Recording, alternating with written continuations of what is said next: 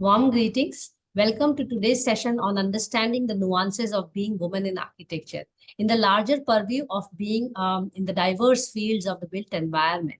In here, we are really looking for the women endeavors, especially who started with architecture education. So the session is conducted with the support of Eco Development and Research Cell, a not-for-profit initiative of the Environmental Design Consultants, Ahmedabad. My name is Mansee Bal Bhargava, and I will be the host for the discussion today. I'm glad to start this conversation with women engaging in the practice and pedagogy of the built environment. The aim particularly is to celebrate, in other words, acknowledge and appreciate the role of women in shaping the built environment. The objective is to understand and document the biographical journey of women from practice, research, education, and activism, public speaking, and all diverse fields where women have started with an architecture background. And through the study, the intention is to really acknowledge their and appreciate their contribution in the profession and bring forth the critical points that need to be addressed at individual, institutional, as well as community level as what makes or breaks or tweaks the career of women architects in India. The study on women in the architecture profession is a call for action for both men and women, as well as policymakers and community members to realize the need for an equitable practice in order to advance towards more, I will say, resilient architecture or built environment. The study is based on the presumption that the profession is heavily patriarchal, and many women do realize it, many women do not face it. The research method which we are using in this applied research, I must say, because it's based on one-to-one interaction, you can call it expert interaction with women architects, women practitioners. The method is called autoethnography. So their life journey is heard from them, and then we are trying to put it together in two ways. One is recording and putting it as a YouTube video for more people to realize and understand the worries and the wisdom by the woman, for the woman, of the woman in the built environment. The other part which we are aiming to go for is writing a small coffee table books so that every institution, every architect is really looking for these women stories. I put it as stories because I'm a researcher out there, but it's their real life. But importantly, to make people realize that women are making some serious contribution to the built environment in all possible ways, and it's good time that we realize it and we appreciate that. Thank you so much, Mallika, Bose. We have her today, and definitely the time difference is going to matter for both of us. So thanks a lot for agreeing to it at a short notice and also sparing an hour for us. I hope you are fine that we are recording this session and also we are live. So the previous women architects who have been part of this research are already watching you so that you know that. And we are going to put it in YouTube and also learn from you and put it in the manuscript, as we call it, coffee table. So how do you feel? Are you nervous about it or you are looking forward to it? I think I'm looking forward to it, but thank you for inviting me. So I consider this as a privilege, and I hope to learn from this as well. Thank you so much, Mallika. And I'm going to start with very simple questions. As you know, it's a biographical journey which we want to learn from. And I wish to take you some years ago when you were probably in high school, or I don't know, when did you realize that you would like to be in the field of architecture, or when did you join Bachelors of Architecture? How was the setting around you? Family, friends, that brought you to the discipline? So I definitely don't come from a family with a background in architecture.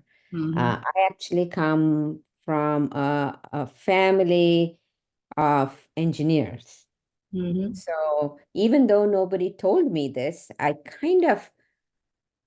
don't know, maybe it seeped into me that I should do something professional. And as you know, especially in India, about 50 years ago or so, you know, the aspirations of people, especially middle class, everybody wanted to be either a doctor or a Yes. engineer We are from the or same time zone. yes, uh, and or be an accountant or something like that. Mhm. So so I did not want to be a doctor. That's what I knew. So deduction approach. Yes. I didn't want to be a doctor. And my uh, brother had a friend who was in architecture school still. Huh. And from what little I saw was that um, it was more interesting than engineering. And they traveled, did lots of things. And I have to say, I liked the arts, but I was not an artist. I enjoyed art as in more in a consumer kind of. I liked good Mhm. movies. I liked it to go to good museums. And so I thought within the engineering box, and where I went, Jadavpur University, the architecture department was within engineering.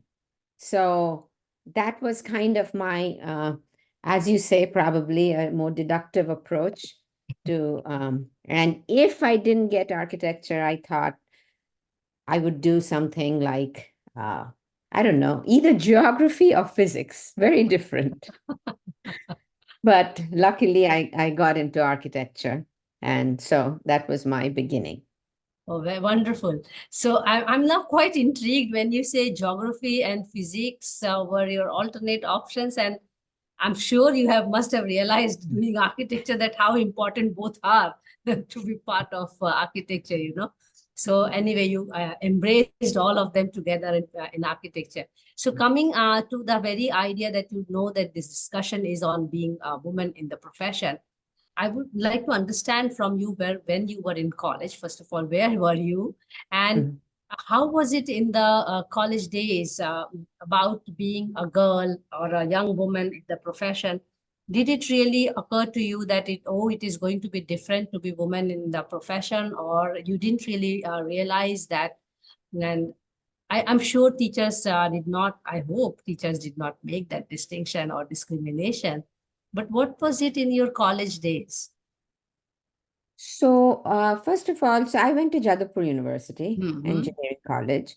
Architecture was a very small program, Hmm. and we started with only, I think, 6 people or 8 people, and then it Hmm. grew to 13. They Hmm. had a second round of people they took.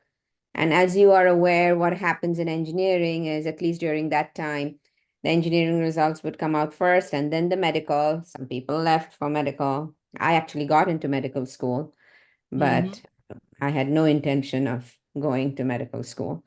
Um, I would say that I am um, privileged in that I was brought up in a family where I really wasn't told as a woman you can't do this or you can't do that. So I'm very, um, you know, happy for that kind of upbringing.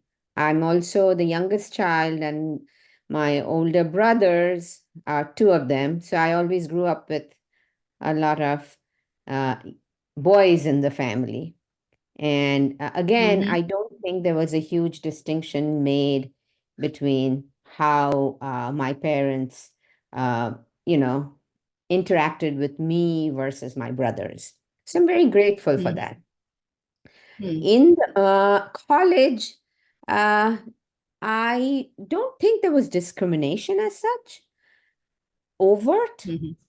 But there were definitely some faculty members who didn't say that we couldn't do something, but who treated us differently. I would say almost bordering on what today would be called harassment. Maybe at that time not, because Hmm. the kinds of comments and all they would sometimes make. It's Hmm. very especially in the US, you don't make comments on people's appearance or things like Hmm. that. And that was not Yes, unusual. indeed.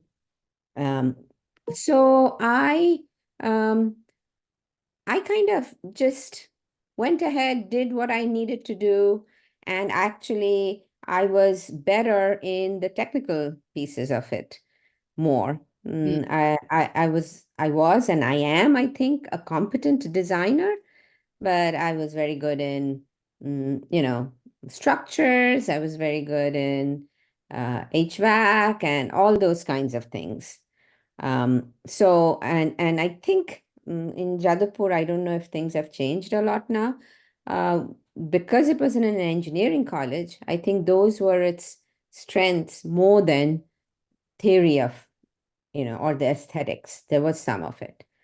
So, yeah, I think, and the one thing which I do appreciate, before I started my architecture program, my dad had a conversation with me, and he Mm-hmm. actually told me, so very good, you got into architecture, that's great.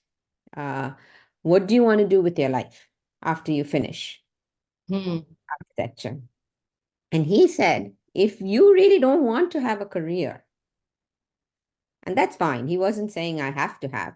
He said, you might Mm-hmm. want to think, should this place where you're taking as an architect, should this go to somebody else who will make this a career? Mm-hmm. And I didn't think too much about it at that point in time, frankly. But I think that was kind of a very astute of him to ask me that. And I did say yes, I don't know where my career will go, but I definitely want to have a career. And he was like, okay, that's fine. You can go ahead. So, Wonderful. So, when you must be in your final year and training, internships, and all. So, apart from this realization, as you said, mentioned about some teachers, I'm sure it must be also going inside you when your father asked before, but that situation must have arisen towards the final year. What next? You know? mhm. So, how was it when you were in the final year? How were you planning your life, your career, and what did you actually do after that? How did you manage to really have this realization that yes, it is different to be, or whether it came into your head from practice, internship, I don't know. But when did you realize that yes, it is probably different to be a woman in the field? And how did you take that on the stride, at that young age? I really didn't think too much. I just did things at that time. Very So I good. I Can did relate my, it with it. yeah, I just, I was like, okay, I'm going to do this and I'm going to do this. I really didn't think like, did other people do that? So, we have that 6 months of internship in India within the Mm-hmm. architecture programs. At least that was what it was during our Yes. time.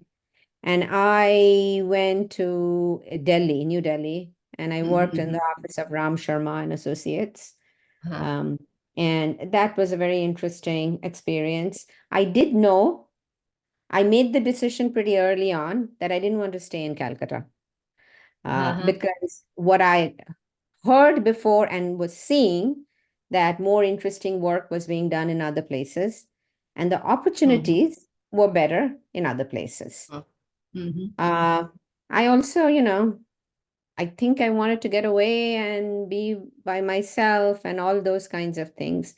And I also have to say there were a lot of, uh, you know, I don't want to say chance, but maybe serendipity in my life.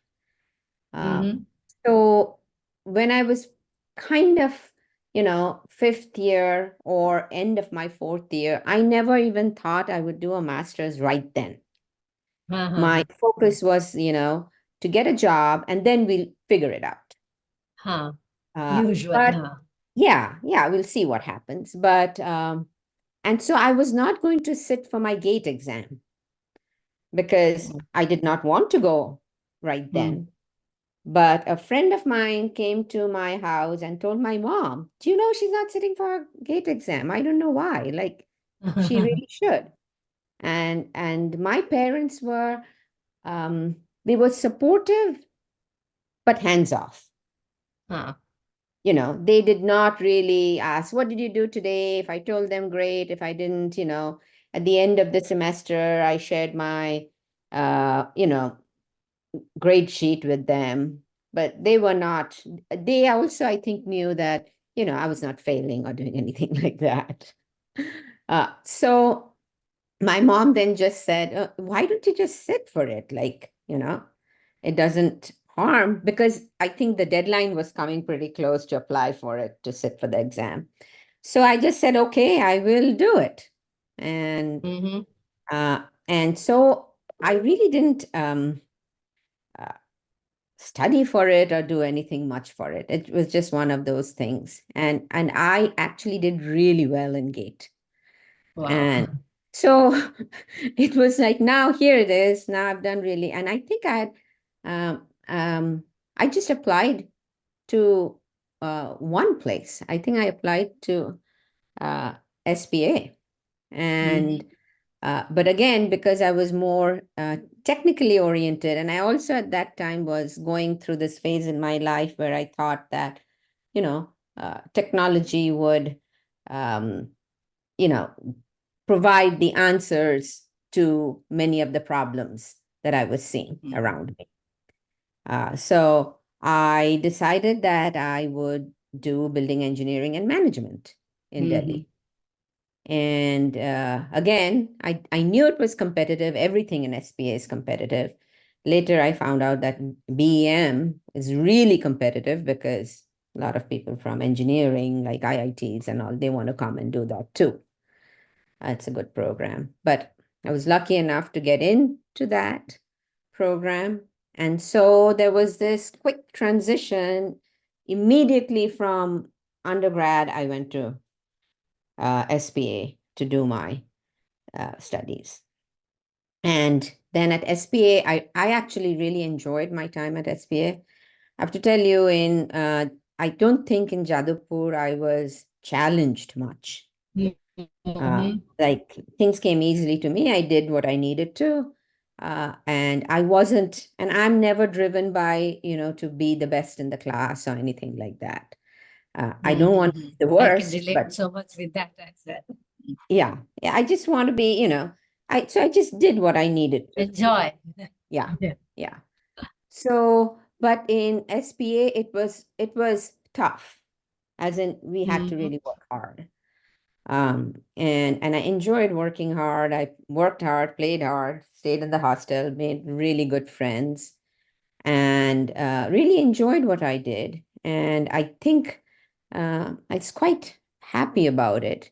But so again, because didn't want to come back to Calcutta. Before I graduated from SPA, I already had a job. I was going to work in the office of Jasbir Sani in Wow. Delhi. And I came back after I finished for a short vacation to go back to my job. And I was happily, you know, did and again, because some friends were applying abroad, I thought, okay, let me apply. And I was not at all prepared. I didn't want to go, So I did get admission to a couple of universities in the US. And the first year, I just deferred. I didn't even have my passport ready. So I was like, there's no way, and I'm not going. Um, and those were the days where you had to go to UCIS or the British Council and go through their books and see what universities are where and what's available. And I didn't have in my family somebody, like a uncle or a brother who's living abroad who is the bearer of information. So I pretty much applied to state universities because I also knew that for me, if I wanted to go abroad, it would have to be fully funded. I was not going to be able to fund myself. And frankly, I didn't even see the necessity of why, because for my parents, it would be a huge amount of money. It's not something that, it wouldn't matter to them. Yeah, it would definitely. And I didn't see the benefit as that great. So what happened was, and again, in Jasbir Sani's office, I was a junior architect, of course, but because I had a BEM, I was put in charge of, not so much the design, but the management of services and things like that. I was actually better paid than many of my other uh, Wow. colleagues at that time. Uh, we still made very little money, but Yes, that profession itself is yes, plagued by that. So, yeah, yeah. But, so I had to do things like I was working with all the services consultants, the electrician, um, the sanitation, all the other things. And it was interesting, but after some time it got boring. It's like, I'm just doing the same thing, and I was pretty good at what I did, but it was in a way um, kind of mechanical, like, you have to make sure everything works well and coordinated. So the electricity and the water are not crossing paths too often. Those kinds of things. And that's when I started, I think, slowly thinking of, this technology thing is not all that it's made out to be. And there are other things. And I think with also age, I was seeing things around me. India continues to be still a lot of stark contrast between yes. things. And I, when I wanted to come abroad, I wanted to do something different. As in, it had to be architecture related, but it was not going to be just architecture. So I happened to find this thing, some programs which had a specialization in environment behavior studies. And it's not that I knew much about it, but it seemed different. It seemed to be. And so I applied and I got um, accepted to Kansas State University and a couple of other universities. But I chose Kansas State because they gave me the best funding package.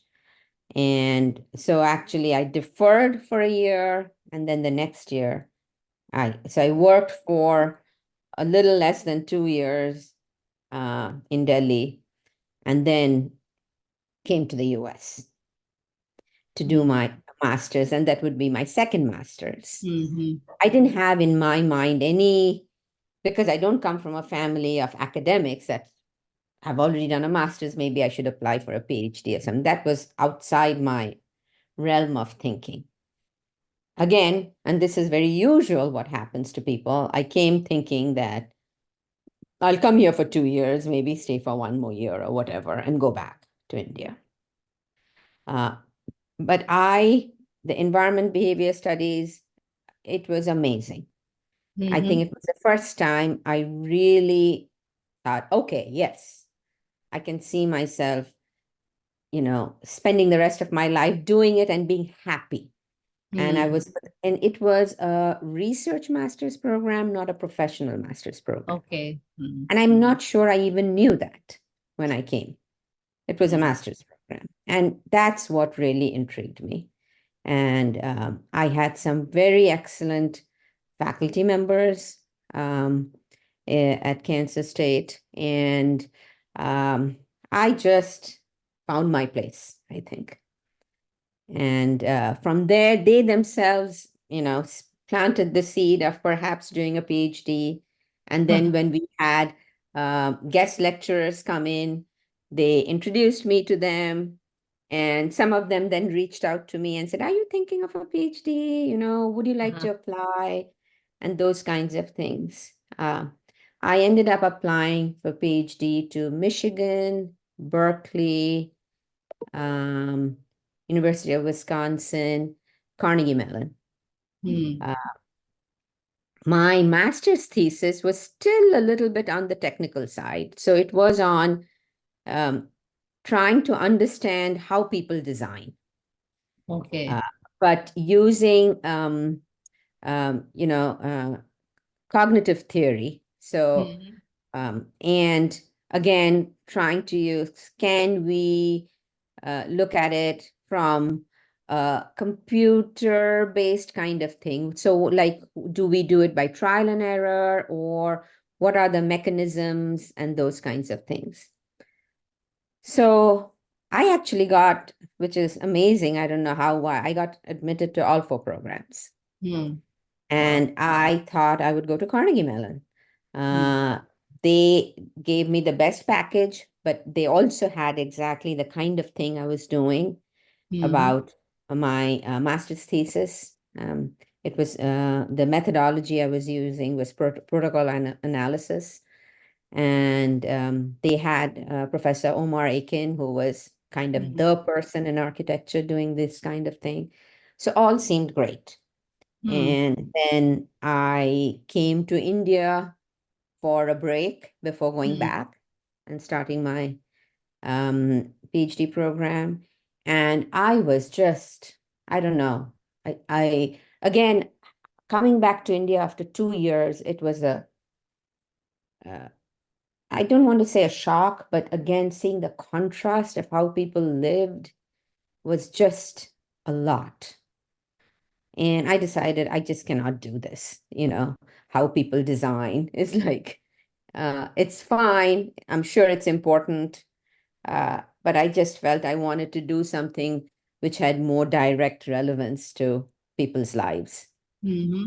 And at the University of Wisconsin, Michigan, and Berkeley, all three actually had environment behavior studies. Yes. I'd applied to CMU as the other one just because, I was interested in this protocol analysis.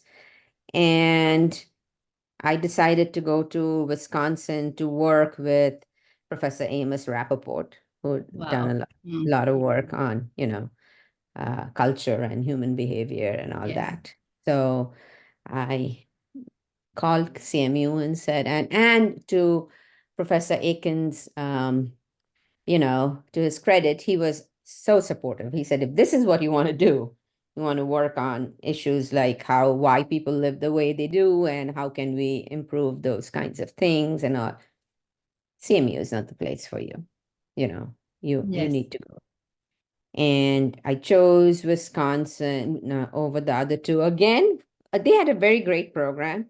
But Berkeley and Michigan maybe have better name recognition.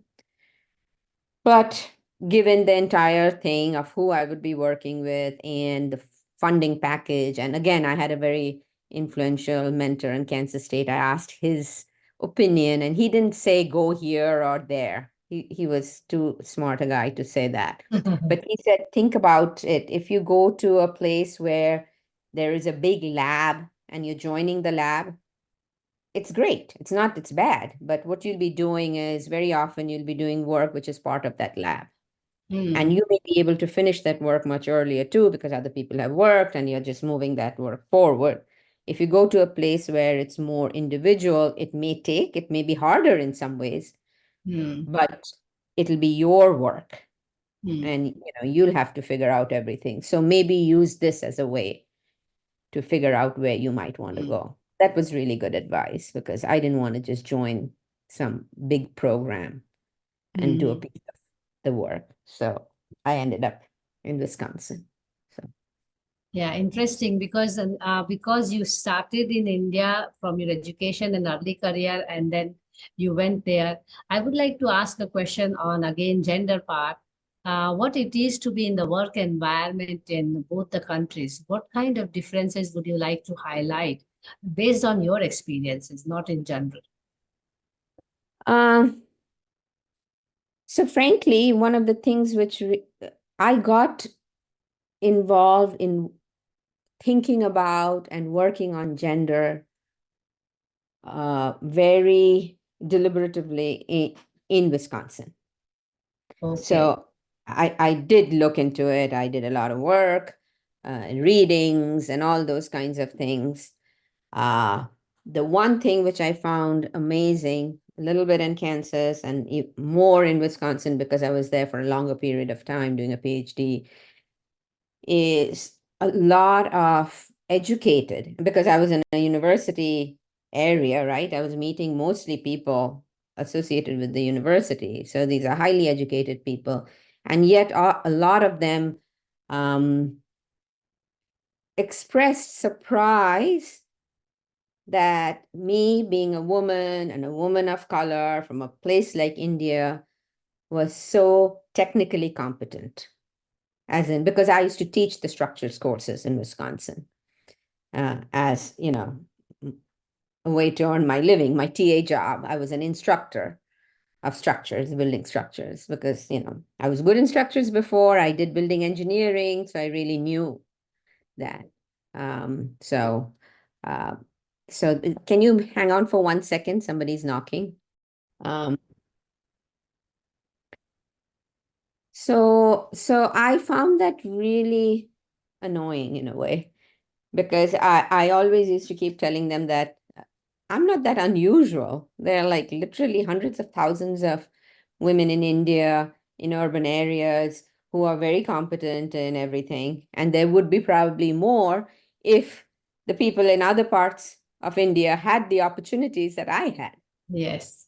So, at least in my family, and even my extended family, I guess we were lucky enough that I've never heard somebody say, "You're a girl, you won't be good in math."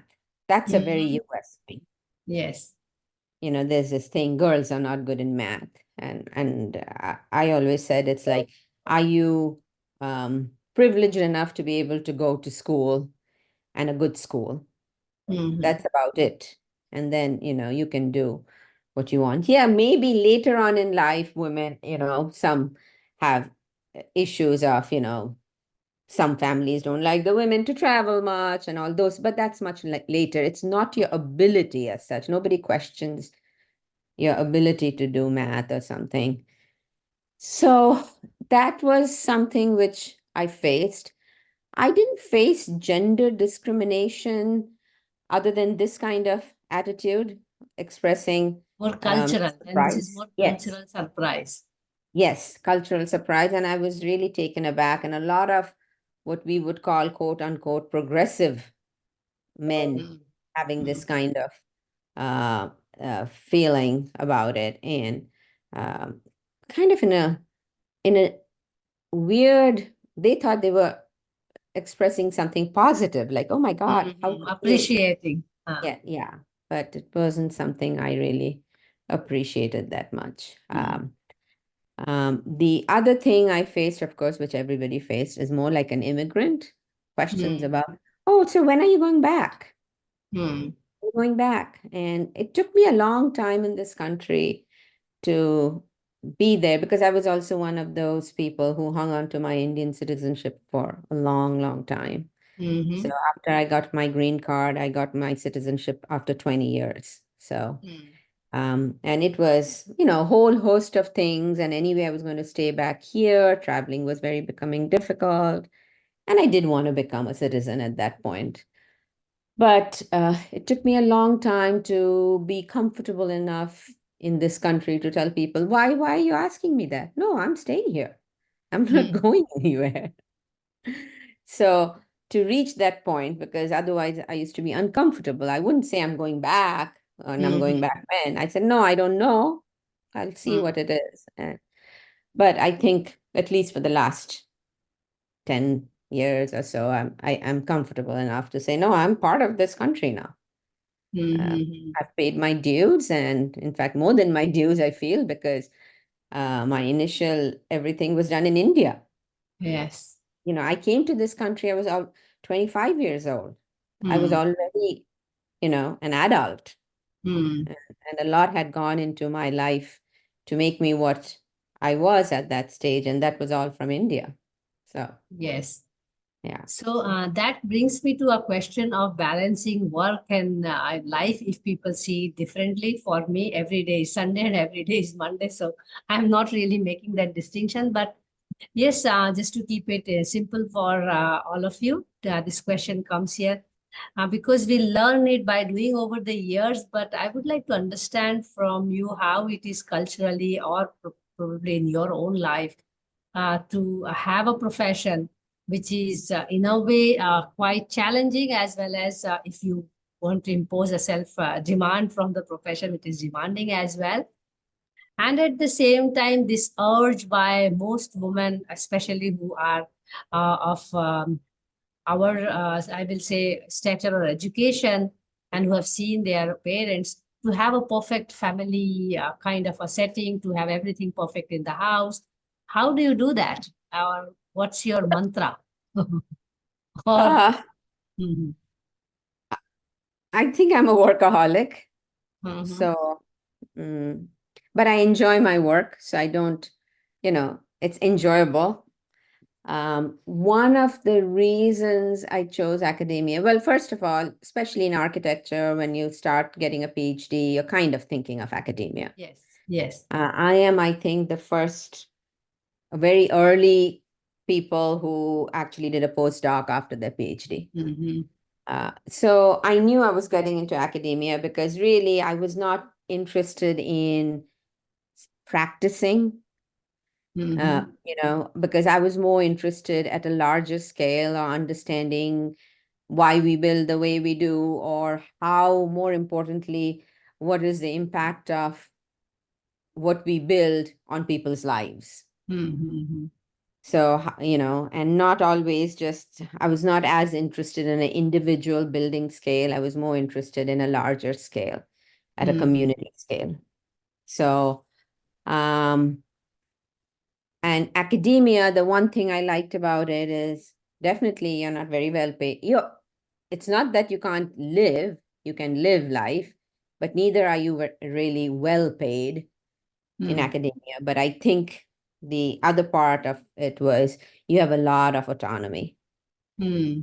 especially in the US, as most jobs don't have any job security, and it has nothing to do with Yes. whether you're good or bad. If sometimes there's no work, you get laid off. You have to find, and that's the culture. Mm. But in academia, at least once you get tenure, and tenure is a very difficult process here. Yes. And going through the 6 years is pretty uh, tough, but it gives you. So I really enjoy the flexibility.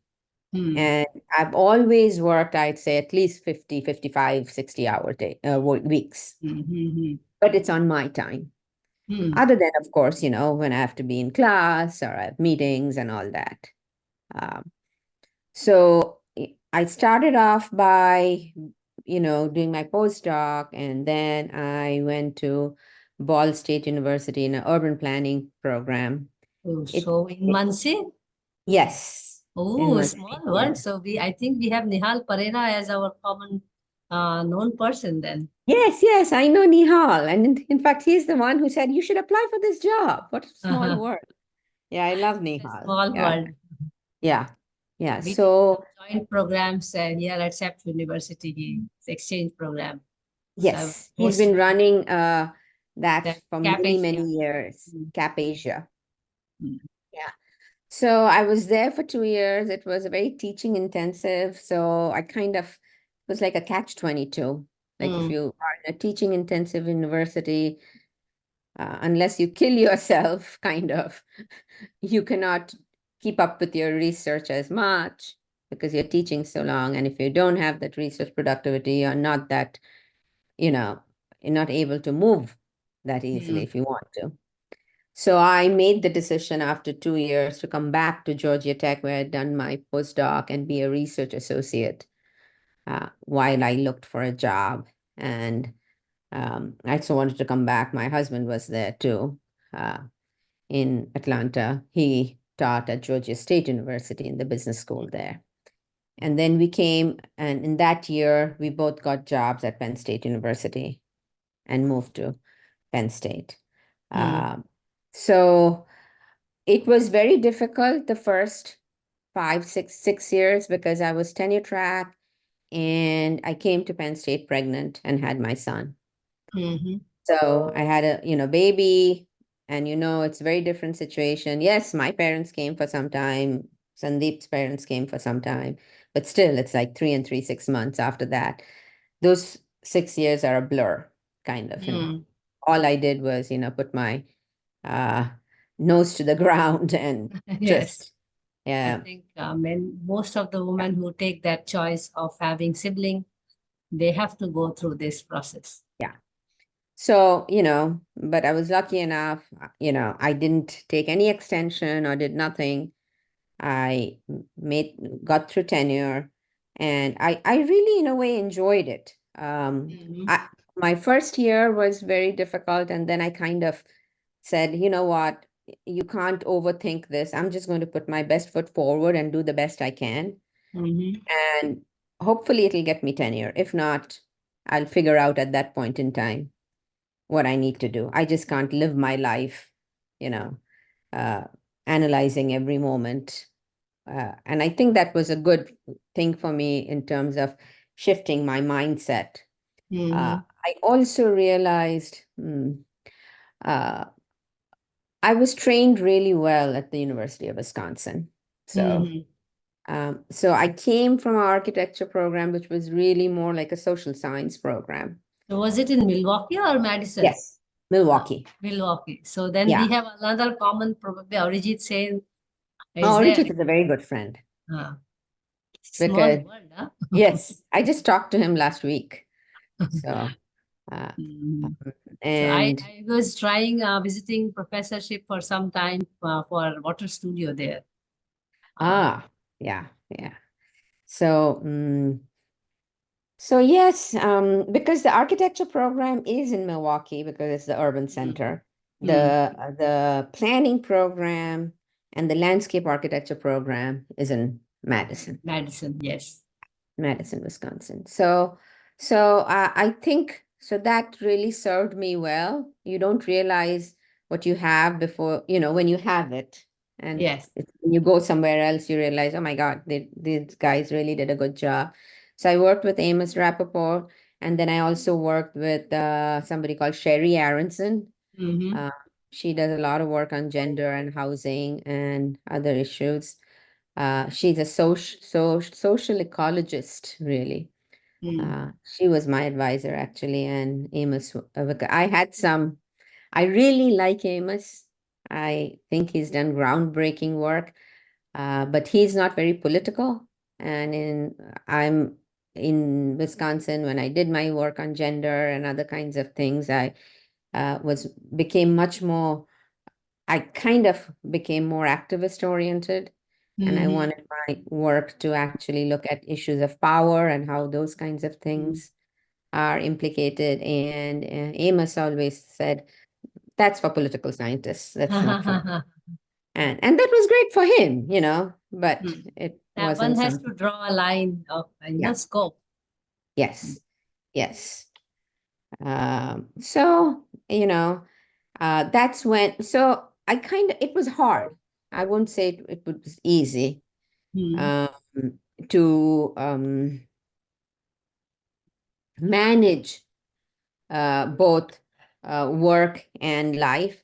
I also have to say, Sandeep, my partner, he's an active participant in everything. So even in terms of childcare and things like that, Mm-hmm. um, we shared everything. Mm. Thankfully, he was already a tenured professor when we came to Penn State. So at least we didn't have two people going through tenure at the same time. That would have been really difficult. So while the 2 years in, he was a few years ahead of me. And so when I was doing my PhD, he had started his first job. And Yes. then while I did my postdoc and those kinds of things, when we came, he just made tenure at Georgia State. And then we moved here. He came here with tenure. So. Yeah. Just to understand from you the nuance of having a spouse from the same field or not from the same field. And you can draw reference from your acquaintances as well. Do you think it makes a difference in the career of women in the built environment? You know, because when I pose this question because many times when we see especially very well-known male architects, when we get into the nuances of their success, we find that many times they're backed by the Yeah, women architects, so yeah. I wish to understand from you, what do you think about it? So my husband is, in the business school. He came from an accounting background and then did an MBA and a PhD in the business world. I think was very deliberate. I don't think I wanted to be. I do like some work-life separation, Mm-hmm. especially if you're being in academia. And if you're in academia and you're working, I don't think I was very deliberate about that. I would not have fared well, let me put it that way. I Fair enough. needed, Put it in short. yeah. So I was very deliberate about it.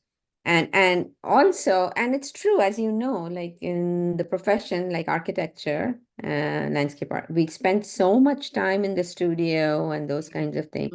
And lots of people who get, you know, attached to one another. And there are lots of couples who are, architects or architect, landscape architects, and those kinds of things.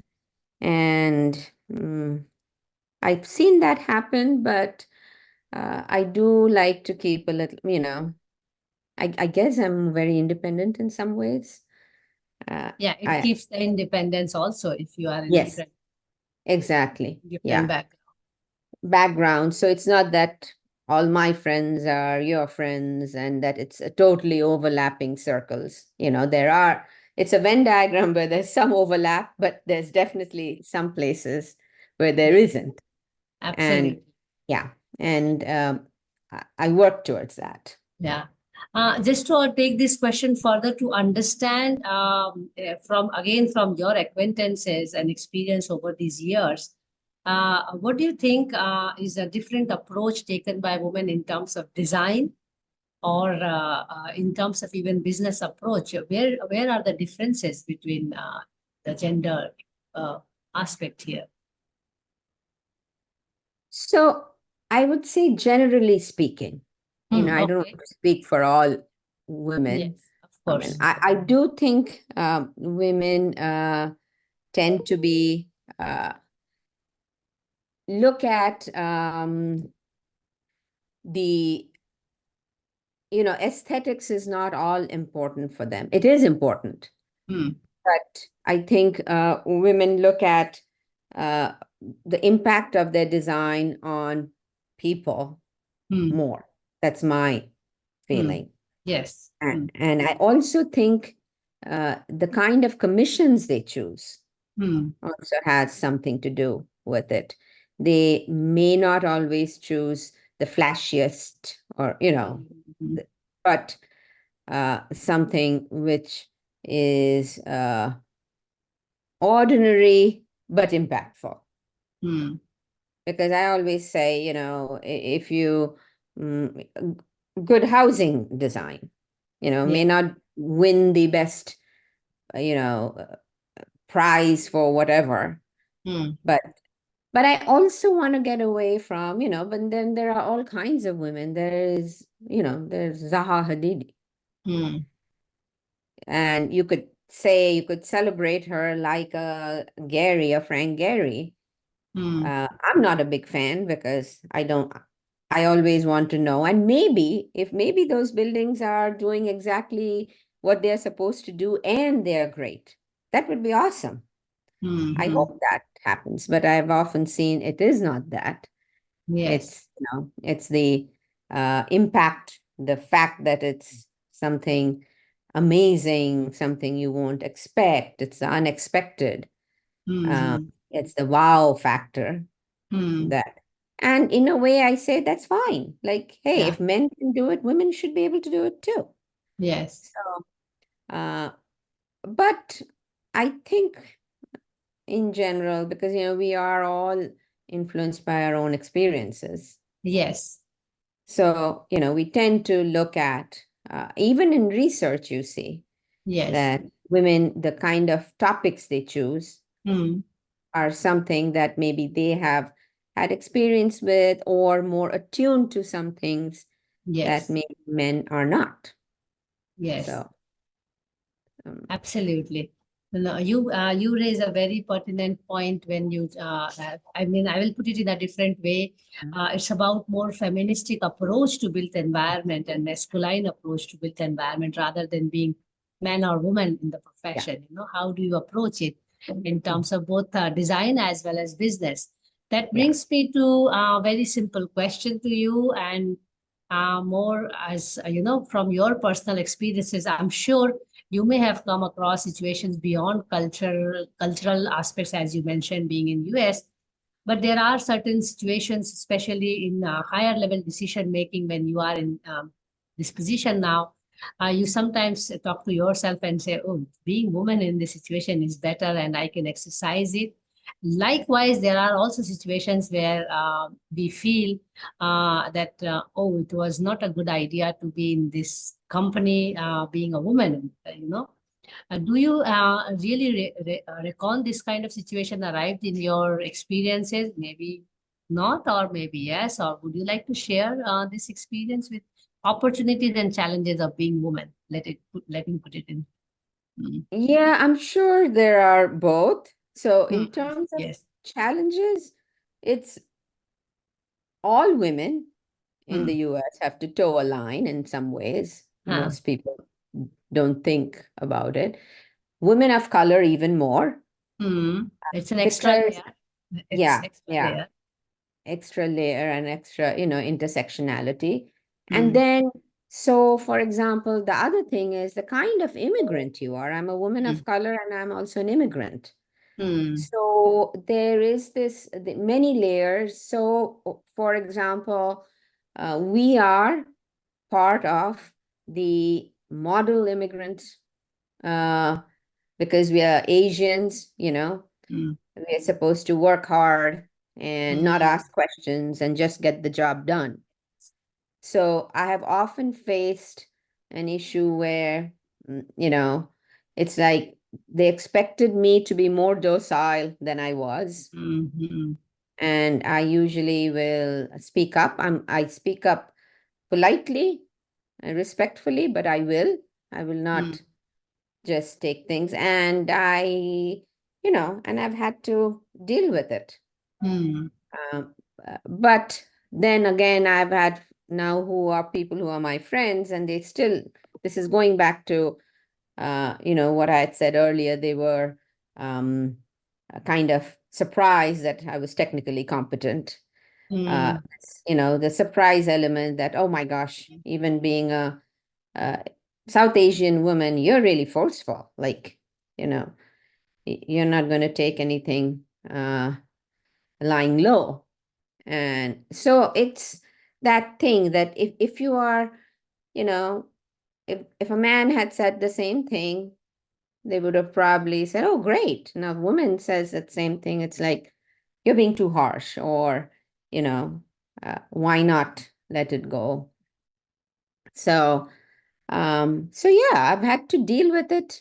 At the same time, I would also say I've had very good male mentors too. So Mm. it's been both sides of it. Of Uh, course.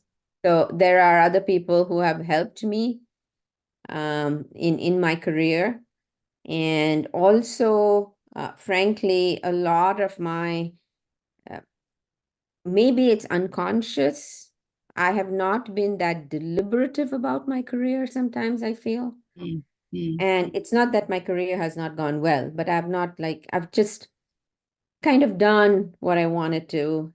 And I've been lucky enough that opportunities have presented themselves. But I'm now at that point where I feel, I am now a little more deliberative, as in because Mhm. I know I don't have that many more years.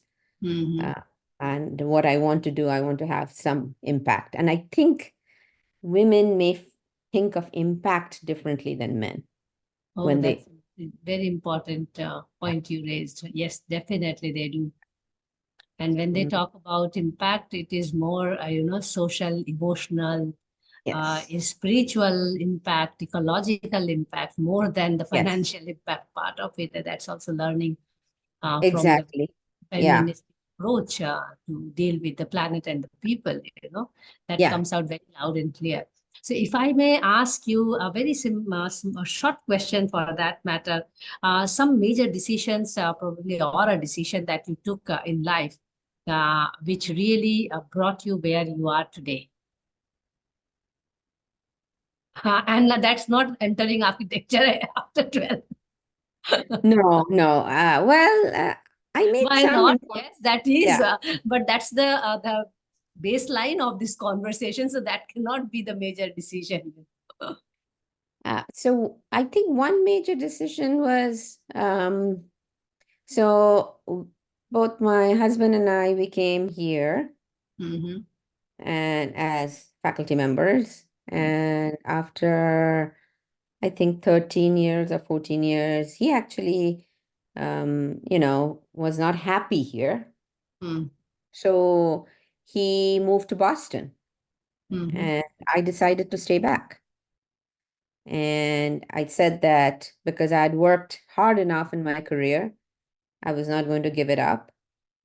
And we worked it out. It wasn't easy. We live in two places. I still had my son with me then for the next. But I think that was uh, it was important to me, and I'm glad I took that step. That I Mm-hmm. could say like, okay, I'm sure I could have gone and found some job, but I had got tenure. I was at a very good place, very good university. I was not going to leave that Mm-hmm. for this, but I was also going to be supportive of him because he was Yes. really not happy here. Yes. And somebody cannot just keep on living their life. But he's an academic. He likes his work also a lot. Yes. It's important that he likes it. So I think that was a pretty important move that I made, and I kind of stood my ground, Mm. and That's and, and I'm important. happy. Yes, Yeah. absolutely. So, in brief, if you would like to tell about your current engagements that keeps you happier in terms of research and education, what do you teach and what are your current research endeavors? Sure, I will. I do have another question though. Yes, yeah. I will need to go in 5 more minutes. Yes, so we have to wrap it up in 5 minutes as well because yeah. Yeah. So I don't Great. know how do we finish this, but I still have two questions, but so you can be shorter. Yeah. So, well, for the last 5 years, I've moved into administration, Okay. and that has required a shift. Hmm. It also was a move into administration and then COVID. Hmm. So a lot of different things. I am now, one of the struggles I've had, and I'm still working through it, is being okay with not doing as much research as a Hmm. individual. And my job is now to support other people. So my uh, role is I'm the Associate Dean for Research, Creative Activity, and Graduate Studies. So I So you have have to help. upscaled. You have upscaled. Now you don't have only one head and heart and two hands, but you have many. So Yes, so I have to now support my faculty. I have 200 faculty I support. yes, wonderful. So, Hmm. so that's the major difference, making that move from individual things to now looking at the organization and the institution. Absolutely. So that brings me to the penultimate question, and that's about imagine a situation, and I don't know whether that applies to you in the US also, but yes, in India it applies, but I'm sure in US also the statistics shows. Imagine a situation if more women architects were more successful and they were more in number as well, who were practicing. How do you think neighborhoods, households, cities would look different? Some pointers. I think they would be more, uh, they would have more of a human element to it, So because at least in the humanizing. US, we live in a car-centric Hmm. place. So now the US has realized, the full impact of that in Hmm. terms of well-being and health very holistically, mental Hmm. health, physical health, cognitive health. Hmm. Uh, but I don't think it's just only women, but it's Hmm. also, but maybe having more women, or like you mentioned before, even men having a feminist Hmm. outlook. We need really a change in the education, Hmm. the curriculum, and maybe those are the things I think of now more. It's like things about accreditation standards. What kinds of things are taught? Hmm. And in the US now, we are dealing with certain issues. Of course, there's climate crisis everywhere, but Yes. in the US, racial and ethnic um, issues are also of real interest Yeah. and are a flashpoint now. Mm. So, and as you There's know, a the shift political also, huh? situation is very tense and all those kinds of things. So I think we are at a moment where things could change a lot very quickly. I'm Mm. hopeful. So We all there have. really needs to be a paradigm shift. It's Mm. not tinkering around the edges or anything. Mm. That would just, take too long. Yeah. So, Wonderful. So that brings me to the last question, and it's a very simple question and a message to the younger generation. You have been in the profession for quite some time, but it is still a profession of minority. Let me put it that way. So, what will be your message to young generation people for joining architecture as a field or built environment as a field, as a profession, and what should they do in small ways that they can contribute to engendering the profession? so I actually think architecture and the built and professions related to the built environment, and I Mm-hmm. would put landscape architecture and planning in that. Yes. Uh, it's really at a critical moment now. Mm, yes. I do think people should join the profession, and I think they should break the barriers. Mm-hmm. Uh, we are more and more moving to interdisciplinary, work and kinds of things. So I have not fully thought out these things, but I often wonder whether these boundaries, you know, they are really limiting. Like, who is an architect? Who's a landscape architect? Who's a planner? Where does architecture end and planning begin and landscape architecture? These are all boundaries we've put together. Yes. And I, in my even research, have been thinking now about, you know, in the world, in the US, definitely in the global South, what percentage of buildings are Hmm. built by a profession? A very small Meager. percentage. Meager. It's really meager. Yeah, very meager. So, what is our responsibility? Should our responsibility be to actually help facilitate this process, Hmm. where people who are not professionals can also build safe, live in a safe environment? Instead of, because, these professions are very, they are built on putting boundaries. You Hmm. have to go to an Elitist. accredited, yeah. Elitism is one part of Exactly. And it's like you have to go to an accredited program, you have to get licensure, those are all task monopolies. Only me as an architect can sign off on this, me as a planner can, while I am really an advocate for task sharing, it. Hmm. which means that, and I think that will not decrease the if you want to call it, the influence of the architect or the built environment professional. In my thinking is it will actually improve and enhance the prestige, the impact, and everything of the Yes. profession if we can change our system to become task sharers So instead architecture of for the being. masses, for Yes. architecture for the masses, not for Yeah, the and classes. how can the professional architects help communities Yes. to build better? Hmm. It's not that we give up our expertise, we help where needed and let them do what they can. And by the way, the community has a lot of um, wealth of Knowledge. knowledge Hmm. as well. And to acknowledge that it's not that we are only the bearers of knowledge. Hmm. There's a Absolutely.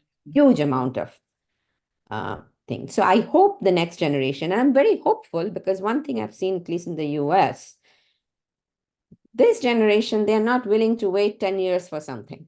Absolutely. And that's a good thing even I like Yes. about India now. Yeah. So they're here. We want to do something. How can we do it? Hmm. They So need good that kind mentors. That's it. yes, yes. So I think it's a good time for architects, but it's also a time of change. Hmm. So hopefully good things will happen. That's my I'm hope. sure. I'm sure. I think, and that's a very good point also to bring the conversation to an end. Usually, I offer this opportunity to our respondents to have question if you have any for me, but I know we both are running late with the time. So we have to bring a closure. You may ask the questions maybe outside this conversation, and Yeah. I'm very happy to answer your queries, whatever you have. But for now, thank you so much, Mallika Bose, for the enlightening interaction. You may have realized that I deliberately keep the doctor aside to bring the equality with all the partners who are in this conversation with us, and to understand the very essence of being women in this profession. So may you remain an inspiration to all of us and people out there in your acquaintance and surroundings. I'm grateful to have learned about your endeavors and also wish to know more about you, whatever you keep doing. So do keep us posted about whatever you are getting into. And if there is anything we can work together, definitely I would look forward to it. And I wish you best for whatever endeavors you are taking up, and especially challenges, because I learned from you that you are moved by challenges.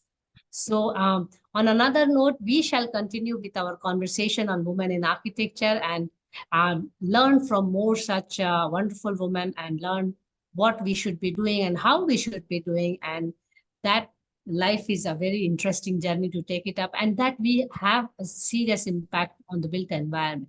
Thank you so much, Mallika. Please take care, and we look forward to having more conversation outside this recording. Bye bye.